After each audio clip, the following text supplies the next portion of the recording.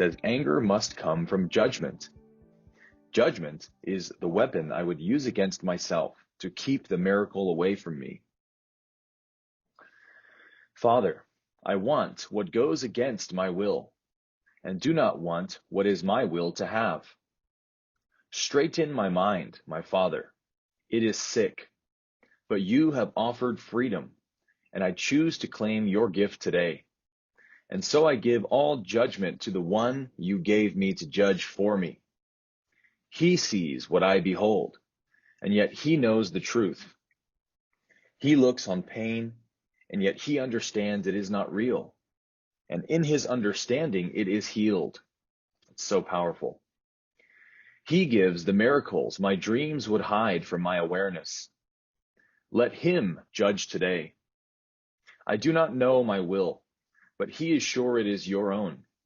And he will speak for me and call your miracles to come to me. Listen today. Be very still and hear the gentle voice for God assuring you that he has judged you as the son he loves. Like the mind is a finite medium, right? And a finite mind just can't ever know the infinite. It's impossible. So we just live with that childlike innocence, that don't know mind, and that is the enlightened mind. Like I can't stress that enough. That is liberation, is knowing that you don't know. To see the kingdom of heaven, we have to be undivided. Or we have to become one within ourselves, which is just really to surrender all judgments. It's just the judgments that give us this illusion of being split, when in fact what we are is completely whole on the inside. So there is a bliss and a joy and a serenity, a peace, a stillness, as this lesson talks about, that's always available in the present moment, no matter what we're doing, no matter how ordinary the moment seems. That peace and bliss and beauty is always there. And we're just the ones who can't see it, right? It's hidden from us when we judge reality. So that's why I wanted to talk about some of these more subtle layers of judgments that we may not realize yet that we've been actually applying to the present moment. And I can speak from my own experience that one of the most subtle layers of judgment that took me a long time to begin noticing that I was doing was, how do I say this?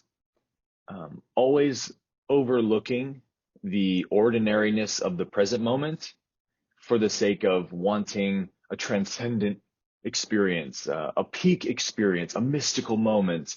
You know, like we have these mystical moments, these transcendent experiences, and it becomes like a drug high, you know, the mind gets addicted to, and we're chasing these epic oneness experiences, right?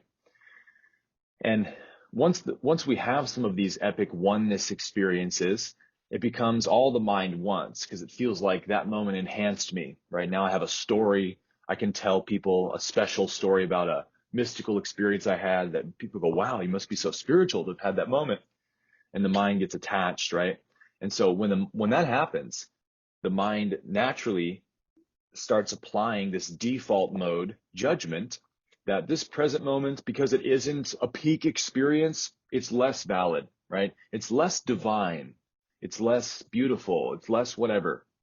And we just sort of carry that subtle frequency of this moment is not as good as a peak experience. And man, do we miss out on the kingdom of heaven when we do that. Because really what happens is, as we begin to melt our judgments away, we stop categorizing any moment as being more divine or more spiritual than any other moment. And we begin to recognize that that's a judgment. And I cannot know if that's true. See, don't know mind. It begins to rescue you from those subtle judgments. And when that happens, we move into the second layer, you might say, or the second phase, I'd rather use that word. The second phase of our awakening journey is once we're no part of us is chasing a peak experience, a Christ vision where everything opens up and whoa, I'm one with everything. That's fantastic when it happens, but that happens by a natural result of just whatever grace is doing in me, right? There's no person who makes a mystical moment happen, who does it, right? It happens as a product of grace. So when we lay down that need to have a mystical moment, we say, no, this moment actually, just in its ordinariness or its seeming ordinariness, is perfectly adequate, perfectly sufficient, perfectly divine. I don't want to change anything about it. And we start accepting this moment, no matter what arises in it, as radically perfect. When we do that, the ordinary moments start becoming extraordinary in very simple ways. Sitting in the morning, drinking coffee will become a full expression of ultimate reality. Like you're just here and something about this moment shines with perfection. And you see the divine in a simple sip of coffee. Walking down the hallway, driving in your car, going to work, writing an email, your awareness starts to tune in or plug in to that transcendent reality that's always here. We call it the kingdom of heaven. When we lose our ability to judge this moment in any way, each moment becomes beautiful and divine in its own right. And then we no longer have to chase peak experiences and mystical moments. Because without judgment in our mind, we begin to recognize the divine essence is equally present in every moment in time, right? No matter where you are, it's always there. It's always available. Like you're always in the kingdom of heaven. Nirvana is always present when you can be with each moment without those judgments and knowing that you can't know what this moment is, right? I can't know what the divine is doing. I can't know where this moment's taking me. I can just merge with the moment. I can just be with what is without judgment. And so in that sense, enlightenment, we see it as an altered state of consciousness, right? Like on a psychedelic drug, you're like, this is enlightenment. And you're in this extremely altered state, right? Well, in a very real sense, enlightenment is the only unaltered state of consciousness, isn't it? We always seek those peak experiences because we're seeking an altered state, because that's it. That's the kingdom of heaven.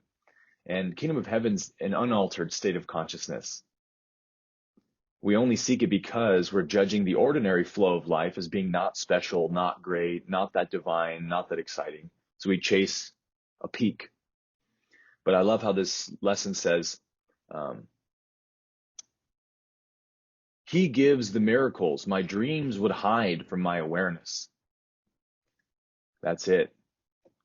Our judgments hide us from the miracle of the present moment, don't they?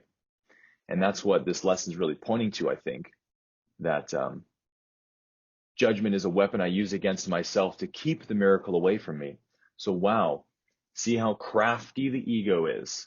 We got to give it props, guys. Round of applause for the ego. In that chasing of a peak spiritual experience, which happens every so often, what does that imply is happening every other moment? Lack, right? Not enoughness, not divine enough.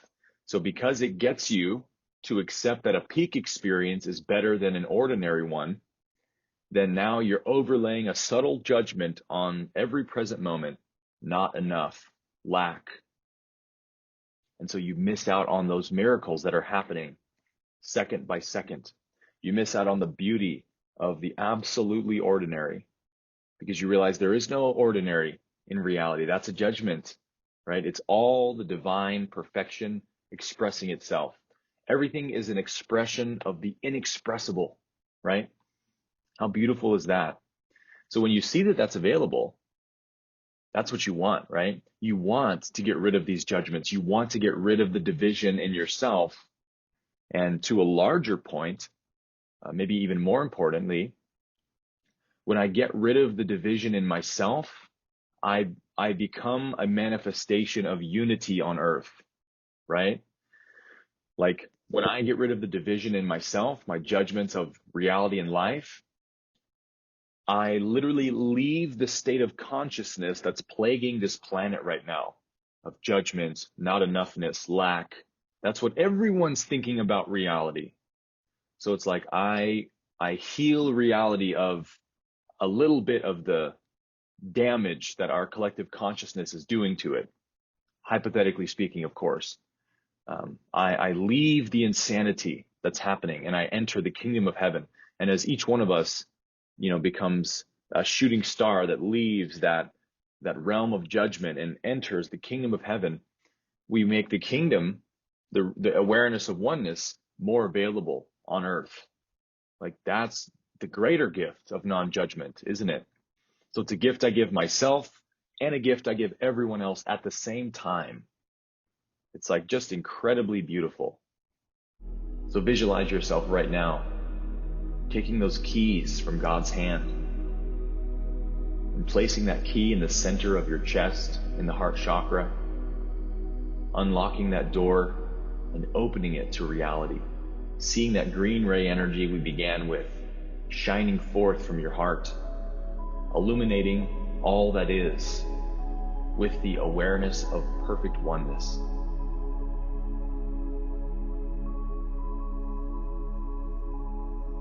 Every moment is shining with glory.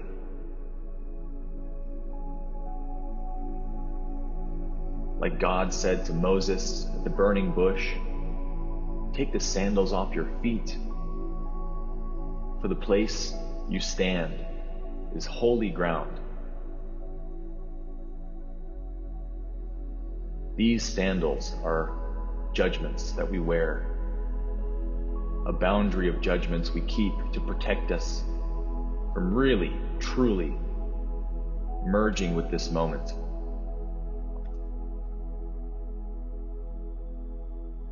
The ego wants to stay separate from this moment because to merge with it is the ego's dissolution. It can only talk about the moment. It cannot be in it. And so the escape from the ego is the entrance to the present moment. And all you must do is take the sandals off your feet. And there it is. And so as we lay these judgments down, we also at the same time acknowledge the perfection of what is. The perfection of God's reality. Let us not waste time trying to change it or judge it or even understand it with our mind. Let us get busy dissolving into it, merging with it, disappearing into it, being lived by it. That is our joy, that is our bliss, that is all we want. To be one with what is. Just feel that desire in your heart.